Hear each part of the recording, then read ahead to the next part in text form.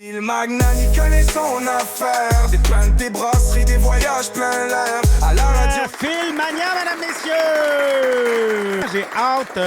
4 bonnes bières ce soir. Merci à la soif. Microbrasserie, donc Charlevoix. C'est arrivé fin novembre à peu près sur les tablettes. Là. Puis honnêtement, Tony, je suis content que tu l'aies ce soir avec toi. Au nez, là, c'est ananas à côté, à côté, à côté. Puis en bouche, tu vas voir, c'est fruit de la passion, mon chum. Donc, quand on parle de NEIPA, on parle de New England IPA. Ce qu'on veut, on veut avoir le côté sucré des fruits. Avec, ça reste quand même une IPA, mais honnêtement, tu connais les IPA. Ce que je voulais te montrer, là, puis honnêtement, là, c'est là qu'on sépare les hommes des enfants dans l'industrie. À quel point Charlevoix sont exceptionnels. Regarde la densité de mousse que tu as encore dans ton verre. Oui, exact. Je challenge n'importe quelle microbrasserie d'arriver avec un corps comme ça dans une NEIPA. C'est hallucinant ce qu'ils ont réussi à faire. Puis je te dirais, le rapport qualité-prix, c'est possiblement une des meilleures NEIPA qu'il n'y a pas dans tout le marché. Ah oui, côté prix, on vend pas ça 8 piastres? Non, on n'est pas à 8 piastres la canette du tout, du tout, du tout. Pour moi, là, une bière t'évalue ça en 4 points, là, c'est-à-dire le style. Ce qui est marqué sur la canne, est-ce que c'est ça que tu as en bouche? Pas mal ça, oui. C'est pas mal. Parfait. Après ça, la texture en bouche. Dans une NEIPA, ce que tu veux, c'est avoir de quoi d'un peu soyeux. Tu ne veux pas avoir une bière qui va être hyper gazeuse, qui va ressembler à la limite à un 7-Up.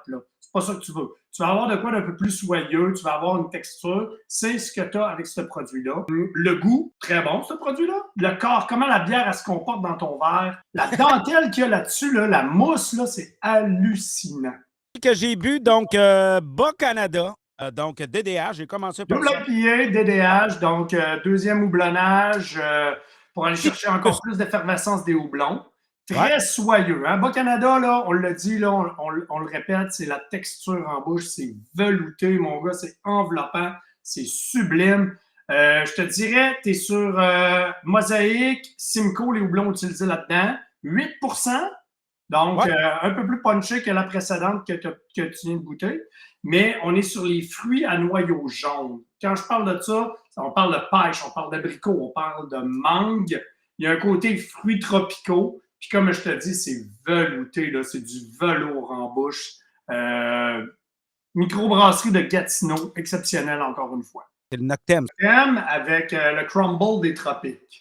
Je n'ai pas encore goûté à ce produit-là. Je ne connais pas ça du tout, du tout, du tout.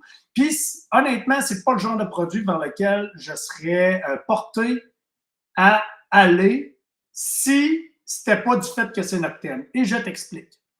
Beaucoup de trucs là-dedans. En partant, on mélange deux styles. Une bière sûre et ce qu'on appelle un pastry. Donc, un stout dessert, une bière dessert. Dans dessert, surette, déjà là, j'ai un clash. Je te dirais des notes de vanille, noix de coco, biscuit graham, mangue, abricot. Je trouve que c'est un melting pot de tout. Mais s'il y a une brasserie qui peut arriver à bien exécuter ça, c'est Noctem. Beaucoup de choses, beaucoup de choses dans le même contenant. Mais parce que Noctem est écrit sur la canette, j'aurais une tendance à l'essayer. Mais connaissant les gens du Noctem, si c'est dans une canette, c'est parce que c'est à leur goût, puis ça doit être exactement tout ce que je t'ai énuméré, on doit le sentir au goût. J'ai aucun problème avec ça. Le lactose dans une bière, tu sais que ça va avoir quel effet là-dedans? Tu me l'as déjà dit, onctuosité, le fait qu'elle soit plus... Ouais. Bravo. On va aller chercher une texture, on va aller chercher un créma, on va aller chercher une onctuosité, effectivement.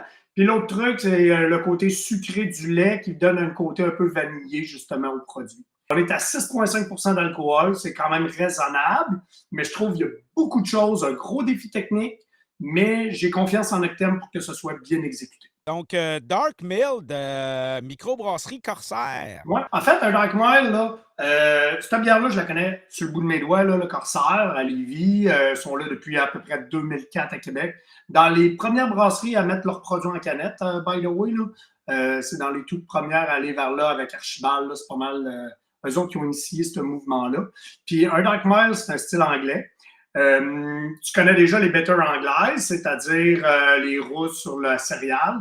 Dark Mild peut-être un petit peu plus foncé, mais moins forte en alcool généralement. Ça se voit un peu une session bitter, si tu veux. Là. Très, très, très sur la céréale, légère amertume. Tu ne sentiras pas vraiment de malt caramel là-dedans. C'est acajou, couleur acajou, entre le roux et le brun, si tu veux, des reflets un peu rubis à travers ça.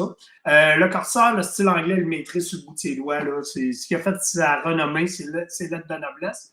Puis dans ces styles-là, c'est impeccable. Phil Magnan, il connaît son affaire. Des plaintes, des brasseries, des voyages plein l'air. À la radio, il drop des chroniques en béton. Fait péter les...